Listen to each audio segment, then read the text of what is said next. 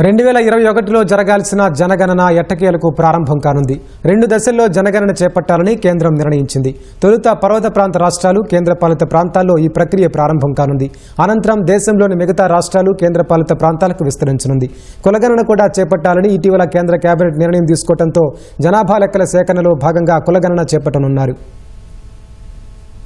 దేశంలో జనగణనకు షెడ్యూల్ ఖరారైంది. ఈసారి జనగణనను 2 దశల్లో చేపట్టాలని నిర్ణయించిన కేంద్రం ఇందుకు సంబంధించి షెడ్యూల్ విడుదల చేసింది. ఈసారి జనగణనలో కులగణన కూడా చేపట్టనున్నట్టు తెలిపింది. తొలి దశలో పర్వత ప్రాంత రాష్ట్రాలు, కేంద్రపాలిత ప్రాంతాలైన లద్దాఖ్, జమ్మూ కాశ్మీర్, హిమాచల్ ప్రదేశ్, ఉత్తరాఖండ్లో జనగణన చేపట్టనున్నట్టు వెల్లడించింది. తొలి దశ జనగణన 2026 అక్టోబర్ 1 నుంచి చేపట్టనున్నట్టు తెలిపింది. దేశంలోని మిగిలిన రాష్ట్రాల్లో 2027 మార్చి 1 నుంచి జనగణన చేపడతామని తెలిపింది. కేంద్ర మంత్రివర్గంలో తీసుకున్న నిర్ణయం మేరకు ఈసారి జనగణనలో కులగణన చేపట్టనున్నట్టు హోంశాఖ విడుదల చేసిన నోటిఫికేషన్లో పేర్కొంది. జనాభా లెక్కలు 2027 పేరుతో చేపట్టే జనగణనకు సంబంధించి అధికారిక గెజిట్ ఈ నెల 16న విడుదల చేసే అవకాశం ఉందని తెలిపింది. ప్రతి 10 ఏళ్లకొకసారి జనగణన చేపట్టాల్సి ఉండగా కరోనా కారణంగా 2021 ఏడాది జనగణనను వాయిదా వేశారు. దేశంలో చివరిసారి 2011లో జనాభా లెక్కలు సేకరించారు. 2011లో చేపట్టిన జనగణనను కూడా